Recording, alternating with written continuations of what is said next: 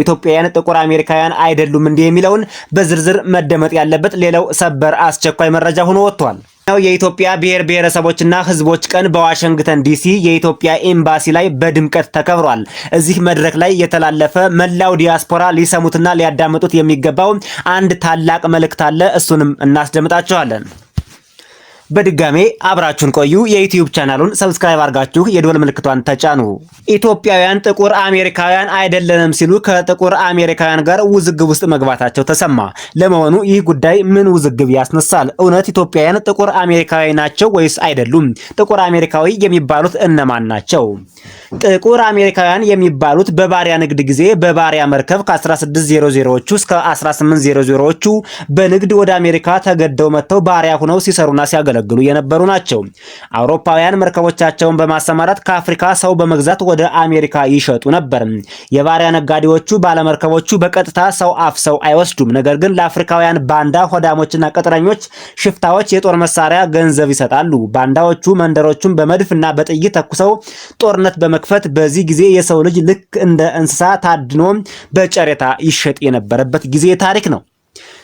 የባሪያ አደንና ንግድ በዋናነት በምዕራብ አፍሪካ ነበር ሲካሄድ የነበረው። በሴኔጋል፣ በጋምቢያ፣ በጊኒ፣ በተለይ በናይጄሪያ በስፋት እንዲሁም በአንጎላ በኮንጎም ጭምር ሲካሄድ ነበር። ከዚህ ክልል ወደ 12 ሚሊዮን ሰው በግድ ታፍሶ ወደ አሜሪካ እየተወሰደ ይሸጥ ነበር። በዚህ ጊዜ ከኢትዮጵያ የተወሰደ ባሪያ ካለም በጣት የሚቆጠር ወይም ደግሞ ዜሮ ነው ይባላል። እነዚህ በባሪያ ንግድ ወደ አሜሪካ የተሸጡ ሰዎች አሁን በአሜሪካን የእርሻ አብዮት ሲቆም ነፃ ሆነው የአሜሪካን እስከ 15% ሕዝብ የሚሸፍኑ በቁጥር ሆነው ይኖራሉ።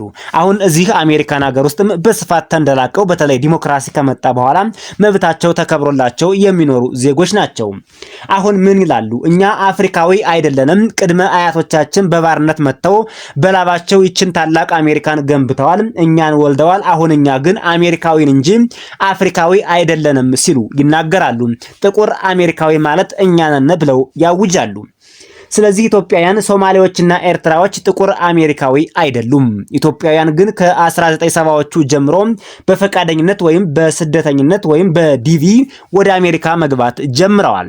አሁን ከኢትዮጵያ የመጣን ዲያስፖራዎች ኢትዮ አሜሪካውያን እንባላለን እንጂ ጥቁር አሜሪካውያኖች አይደለንም። ምክንያቱም ጥቁር አሜሪካውያኖች የሚባሉት በባሪያ ንግድ ወቅት ተሽጠው በባርነት የሄዱት ብቻ ናቸው።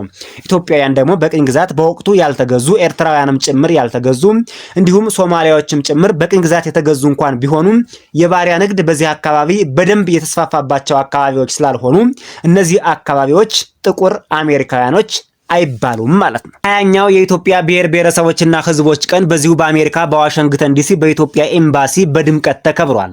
አምባሳደር ብናልፍ ባደረጉት ንግግር የኢትዮጵያ ዘርፈ ብዙ የብዝሃነት መገለጫዎች የሆኑት የብሔር፣ የእምነት፣ የጾታ፣ የተለያዩ የፖለቲካ አመለካከቶች፣ የተለያዩ ባህሎች፣ ቋንቋዎችና ልምዶች የኢትዮጵያውያን ጌጥና ሀብቶች መሆናቸውን ተናግረዋል።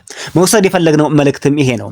አሜሪካን ሀገር የምንገኝ ኢትዮጵያውያን የተለያየ ባህል፣ የተለያየ ብሔር፣ የተለያየ ቋንቋ ተናጋሪዎች ልንሆን እንችላለን።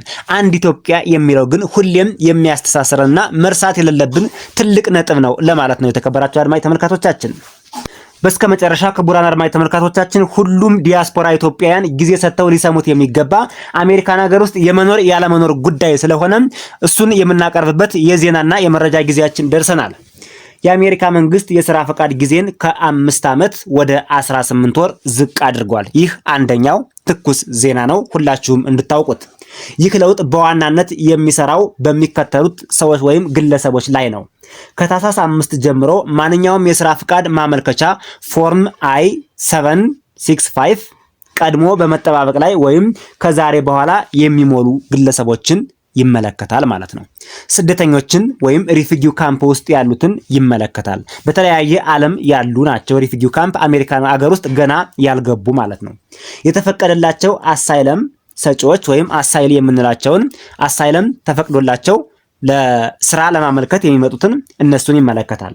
ከስደት የተጠበቁ ይሄ በህግ አግባብ ወደ ሀገራቸው እንዳይመለሱ የተወሰነላቸው ግለሰቦችን ይመለከታል። አሳይለም ማመልከቻ በመጠባበቅ ላይ ያሉትን ይመለከታል። ግሪን ካርድ በመጠባበቅ ላይ ያሉትን ግሪን ካርድ ያላቸውን ሳይሆን በመጠባበቅ ላይ ያሉትን I-485 ፎርም I-485 ፎርም ሞልተው ግሪን ካርድ ለማግኘት በመጠባበቅ ላይ የሚገኙትን ይህ ህግ ይመለከታቸዋል። እንዲሁም ቲፒኤስ ላይ ያሉ ተመሳሳይ የሰብአዊ ጥበቃ የሚደረግላቸው ኢትዮጵያውያን ዲያስፖራዎች ካሉ ይህ ህግ ይመለከታቸዋል። የተሻሻለው ህግ የማይመለከታቸው እነማን ናቸው? ግሪን ካርድ የያዙ ግለሰቦችን አይመለከትም። አንዴ ቋሚ ተብለዋል፣ እነሱን አይመለከትም። ኤች1ቢ፣ ኤል1፣ ኦ1፣ ኤፍ1፣ ኦፒቲ፣ ጄ1፣ ኢቱ ወዘተ የሚባሉ የስራ ቪዛዎችን በዚህ ህግ አይዳኙም፣ አይመለከታቸውም። ከቪዛው ቆይታ ጋር ባለው የጊዜ ገደብ የሚዳኙ ይሆናል ማለት ነው።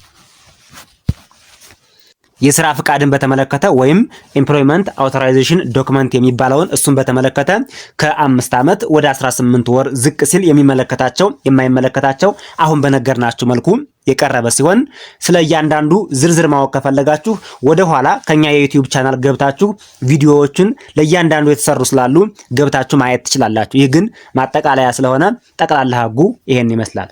ቀጣዩ ኤች1ቢ ቪዛን በተመለከተ ሁሉንም በዚህ የቪዛ አይነት ወደ አሜሪካ የሚሄዱ ስደተኞች የማህበራዊ ሚዲያዎቻቸው በደንብ ይፈተሻሉ። እስካሁን ተፈትሾ አያውቅም ነበር።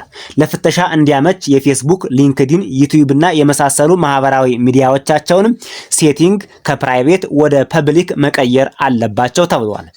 ምክረ ሐሳብ ሲቪ፣ ሶሻል ሚዲያ እንዲሁም የመሳሰሉትን አሁኑኑ ማጽዳት፣ ማስተካከል ብልህነት ነው እንላቸዋለን።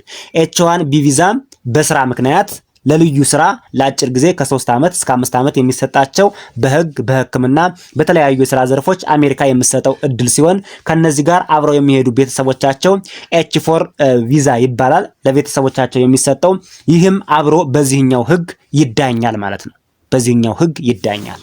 ይሄኛው ህግ ያልኳችሁ የማህበራዊ ሚዲያዎቻቸው በደንብ ይፈተሻሉ። በተለይ ከዚህ በፊት በዩኤስአይዲ ገንዘብ ከፋይነት አማካኝነት የመረጃ ማጣራት ፋክት ቼክ የሐሰተኛ መረጃ ማጣራት ላይ የሚሰሩትን አሁን አሜሪካ በማይታወቅና በሚገርም መልኩ እንደ አዲስ እፈልጋቸዋለሁ፣ እንደ አዲስ አጣራለሁ፣ ወደ አሜሪካም እንዳይገቡ ልዩ ክትትል አደርግባቸዋለሁ፣ እንዳይገቡም እንኳን ባይባል ልዩ ክትትል አደርግባቸዋለሁ ብላለች።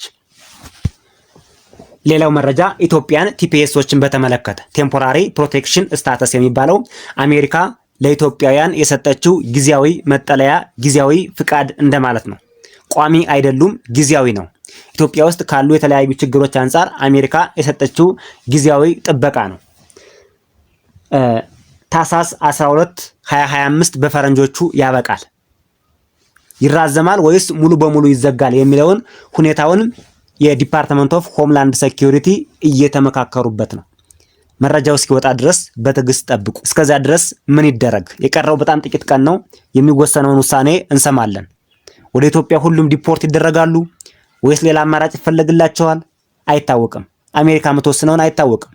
ሁሉ ነገር በእጃቸው ስላለ እኛ የሚወስኑትን ውሳኔ መጠበቅ ብቻ ነው። እስከዛው ድረስ ቲፒኤስ ላይ ያሉ ምን ያድርጉ? ወይም ቴምፖራሪ ፕሮቴክሽን ስታተስ ላይ ያሉ ምን ያድርጉ?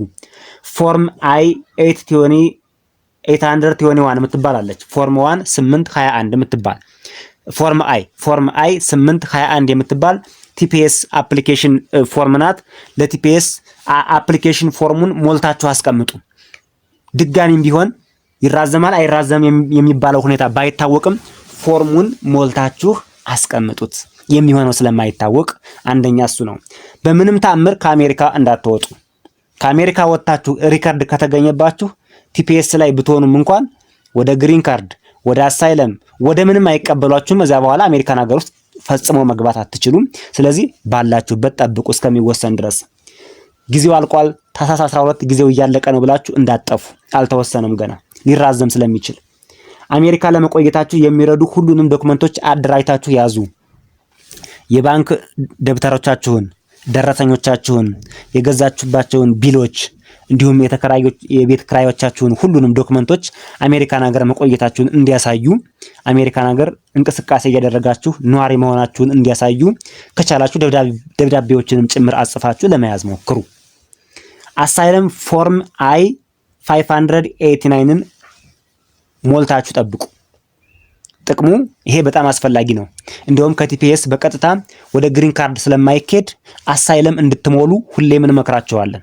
በእርግጥ አሁን አሳይለም በጣም ከብዷል፣ ይዘገያል፣ የመዘግየት ባህሪ ያለው ማጣራቱም ከብዷል፣ ችግር ላይ ነው። ቢሆንም ግን እንደ አንድ ትልቅ አማራጭ አሳይለም ፎርም አይ 589 አሳይለም ፎርም አይ 589ን አሁኑኑ ሞልታችሁ ጠብቁ። ጥቅሙ ግሪን ካርድ ለማግኘት ያስችላል። ጉዳቱ የመዘግየት ባህሪ ይኖረዋል። ሪጀክትም ልትደረጉ ትችላላችሁ። ብቻ ፎርሙን ሙሉት ለማለት ነው። ሌላው ሁለት ታላላቅ ምክሮችም እንደዚሁ አሉ። አይ 130 እና አይ 485 የሚባሉ ፎርሞች አሉ። እነሱን ሞልታችሁ ጠብቁ። ምንድናቸው እነዚህ ፎርሞች? አይ 130 የምንላቸው ቤተሰቦቻችሁ ነው የሚሞሉላችሁ። ለእናንተ ስፖንሰር ያደርጓቸዋል። ክፍያ አለው። ክፍያውንም ከፍለው ስፖንሰር አድርገው በተለይ ይሄ የሚሰራው እናት፣ አባት፣ እህት እና ባል ወይም ሚስት አይነት እንደዚህ ነው የሚለው። ለማንኛውም እነዚህን ፎርሞች ቤተሰቦቻችሁ ከሞሉላችሁ ምናልባት የአሜሪካን መንግስት ሊቀበላችሁ ይችላል። ባጭሩ ቤተሰብ ካላችሁ ወደ ቤተሰብ ተጠጉ ነው። ወደ ቤተሰብ መጠጋት ማለት ሻንጣን ጠቅሎ ሄዶ ቤተሰብ መውደቅ ብቻ ሳይሆን አይ 130 የምትባለውን ፎርም ሞልታችሁ ተጠባበቁ። የሚሏችሁን ውሳኔ ትሰማላችሁ። ሊጸድቅላችሁ ይችላል። ግሪን ካርድ ልታገኙ ትችላላችሁ። አይ 485ም እንደዚሁ ተመሳሳይነት ያላቸው ፎርሞች ናቸው። ሁለቱን ከአንድ ላይ ለመሙላትም ሞክሩ። ስለነዚህ ፎርሞች ተጨማሪ ሰፋ ያለ ማብራሪያ የምትፈልጉ ከሆነ ሌላ ቪዲዮ እንሰራላችኋለን ማለት ነው። ቲፒኤስን በተመለከተ ይሄን አድርጉ። ሌላው አሁን አሜሪካ የሚገቡም ሆነ የሚወጡ ሁሉም ስደተኞች በዘመናዊ ድሮ መረጃው የሚረጋገጠው በወረቀት የነበረበት ሲስተም አሁን ግን በጣም ዘመናዊ ፎቶ ብቻ በማንሳት ማንነታቸውን የሚያጣራ ሲስተም በሁሉም የስደተኞች ጣቢያዎች መግቢያና መውጫ ላይ በአየር መንገዶች ላይ፣ በወደቦች ላይ፣ በፖርቶች ላይ፣ በሁሉም አካባቢዎች ላይ ተገጥሟል። መሳሪያው የሚያደርገው ምንድነው? በቀጥታ እናንተን ፎቶ ያነሳል። ያላችሁን መረጃ ሲንክሮናይዝ በማድረግ በቀጥታ ከአሜሪካን ሀገር የስደተኞች ዳታቤዝ ጋር ያገናኛል። ስማችሁን፣ ፎቶአችሁን፣ የመጣችሁበትን፣ ያላችሁን ሂስትሪ፣ ሁሉንም ነገር ፓስፖርታችሁን፣ ሁሉንም በአንድ ጊዜው ማናበብ የሚችል ዘመናዊ በጣም የረቀቀ ሲስተም ነው። ትራምፕ በሚሊዮን የሚቆጠር ዶላር ኢንቨስት ያደረጉበት እንደውም ቢሊዮን ሳይገባ አይቀርም። በጣም ከፍተኛ ኢንቨስትመንት የተደረገበት ነው። ስለዚህ ምን ማድረግ አለባችሁ? ከፍተኛ ጥንቃቄ። ፓስፖርታችሁ ላይ ያለው፣ መታወቂያችሁ ላይ ያለው፣ መንጃ ፈቃዳችሁ ላይ ያለው ሁሉም ዶክመንቶቻችሁ ስማችሁ ኮንሲስተንስ መሆን አለበት። ስም ተመሳሳይ መሆን አለበት። የአባት ስም፣ የአያት ስም፣ ጾታ፣ ሁሉም ነገር ኮንሲስተንስ እንዲሆን ዶክመንቶቻችሁን የማሻሻል የማስተካከል ቼክ የማድረግ ባጭሩ ቼክ አድርጉ፣ አስተካክሉ፣ ክሮስ ማች አድርጉ፣ ልዩነት እንዳይኖረው አስተካክሉ። ስም አስቀይራችሁ ከሆነ ስም ያስቀይራችሁበትን የፍርድ ቤት ዶክመንት አዘጋጁ። እንዲሁም ይህ ሲስተም እናንተን የአሜሪካ ዜጋ አይደላችሁም ብሎ ሪጀክት ቢያደርጋችሁ አሜሪካን ነዋሪ ለመሆናችሁ የሚጠቅሙ የተለያዩ ዶክመንቶችን በእጃችሁ ያዙ። ደረሰኞቻችሁን፣ የባንክ አካውንቶቻችሁን፣ ቢሎች የከፈላችሁበትን፣ የኪራይ፣ የሞል፣ የአፓርትመንት፣ የተለያዩ ሾፖች ሊሆኑ ይችላሉ። በቃ አሜሪካን ሀገር መኖራችሁን የሚያሳዩ ዶክመንቶቻችሁን ካቀረባችሁላቸው ብዙም ችግር የለውም። በዶክመንት ያምናሉ። በነገራችን ላይ እዚህ ኢሚግሬሽን ላይ አሜሪካን ሀገር ውስጥ የሚሰሩ የአሜሪካ የኢሚግሬሽን ባለሙያዎች በዶክመንት ነው የሚያምኑት። በቃል ምንም ነገር ብታስረዷቸው እንደው ጠበቃም እንኳን ብትወስዱ የሚሆን ነገር አለ። ዶክመንት ያምናሉ። ምንም ይሁን ምንም የሆነ ነገር ካያያዛችሁላቸው በቃ ትረስት ነው የሚያደርጓችሁ። የዶክመንት ነገር በጣም አስጠርዛችሁ በደንብ ላምኔት አስደርጋችሁ ያዙ ዶክመንቶቻችሁን። አሳይለምን በተመለከተ አሳይለም አሁን አሜሪካን ሀገር ውስጥ አልተከለከለም። አሳይለም እየተቀበለች ነው። ነገር ግን ክርክሩ፣ ሂደቱ፣ ውጣውረዱ፣ ጥያቄው፣ ወከባው ከበስከፊቱ በተለየ መልኩ አጥብቀውታል። የማጥበቅ ነገር ነው እንጂ አሳይለም አልተከለከለም። 3 ኢትዮጵያውያን በዚህ ሳምንት አሳይለም አግኝተዋል። 3 ወይ 2 ይሆን 3 ናቸው መሰለኝ በቁጥር አሳይለም እንዳገኙ ግን 100% እርግጠኛ ነን። እንደውም ኮንታክት ሁሉ አድርገናቸው ነበር።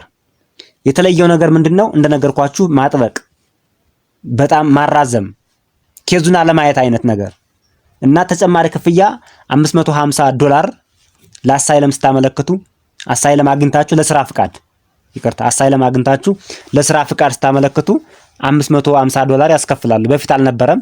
አሁን ይሄ ክፍያ መጥቷል። ከዚህ ውጭ አሳይለም አልተዘጋም፣ አልቆመም።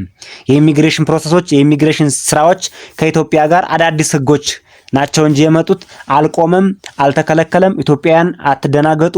እስካሁን ሰዓትና ደቂቃ ድረስ ኢትዮጵያ ከአሜሪካ ጋር በስደተኞች በኩል ያላት ግንኙነት አልተቋረጠም። ምናልባት እንግዲህ ወደ ኢትዮጵያ የተላከ ደብዳቤ አለ የሚል በተለያዩ ሮይተርስን ጨምሮ ዲደብሊው አፍሪካ ሌሎችም የጀርመን ሬዲዮም እያወጡ ያሉት ኢትዮጵያ ከታገዱት ሀገሮች ከ32ቱ ሀገሮች መካከል ገብታለች። ሊስቷ ምንድነው የተባለው? እነዚህ ሀገሮች የዶክመንት አያያዛቸው የስደተኞች የዶክመንት አያያዝ ልክ አይደለም፣ ጥራት የለውም። ስለዚህ በዚህ ዙሪያ ማብራሪያ እንዲሰጡ፣ ማስተካከያ እንዲያደርጉ እንዲሁም ወደ ሀገራቸው ዜጎች ዲፖርት ሲደረጉም ተሎ መቀበል እንዳለባቸው ለመቀበል ዝግጁ መሆናቸውን እነዚህ ነገሮች አሰስመንት ሰርታ አሜሪካ ተጨማሪ ከ19 ካገደቻቸው ሀገሮች በተጨማሪ ሌላ ሀገር በመጨመር 32 ሀገሮችን ዜጎቿን ለቲፒኤስም ለአሳይለምም ለምንም ነገር ላለመቀበል በሯን ለመዝጋት ወስናለች። ኢትዮጵያ ግን እዚህ የምትገባ አይመስለንም። ለማንኛውም ውሳኔው ሲወሰን 32ቱ ሀገራት በግልጽ እንደባለፈው እንደ 19 ሀገራት ሊስት ሆነው ሲወጡ የምናየው ይሆናል። እስከዛው ድረስ አትደናገጡ። ምንም እንኳን በርካታ ዓለም አቀፍ ሚዲያዎች ሁኔታውን ኢትዮጵያ እንደገባች አድርገው ቢዘግቡትም በግልጽ የወጣ ነገር እስከሌለ ድረስ ኢትዮጵያውያን አትጨነቁ፣ አትሸበሩም። እንዲሁም አሜሪካን ሀገር የምትኖሩ ግሪን ካርድ ያላችሁ ኢትዮጵያውያን እንባረራለን የሚለው ስጋት ሶማሌዎች ተባረዋልና እኛም እንባረራለን ነገ የኛ ጣፈንታ ነው የሚባለው አይገናኝም። እንትና ሌላ ማሞ ሌላ መታወቂያው ሌላ እንደሚባለው ሶማሌዎች ሌላ፣ ኤርትራዎች ሌላ፣ ኢትዮጵያውያኖች ሌላ ናቸው። ኢትዮጵያውያኖች በአሜሪካን ዘንድ የተመሰገኑ ናቸው፣ የተከበሩ ናቸው። በስራቸው ግብር በመክፈል በታማኝነታቸው የተከበሩ ናቸው። ስለዚህ እንዲሁም ኢትዮጵያውያን ችግር ደርሶብናል እያለ ነው እንጂ ሪፖርት የምናደርገው ኢትዮጵያ በአሜሪካ ላይ ችግር አድርሳለች የሚባል የለም። እስካሁን ኢትዮጵያውያን የዘረፉት ገንዘብ የለም። እስካሁን ኢትዮጵያውያን ዘርፈው ከግብር ከፋይ ገንዘብ ዘርፈው ለኢትዮጵያ ያስተላለፉበት መንገድ የለም።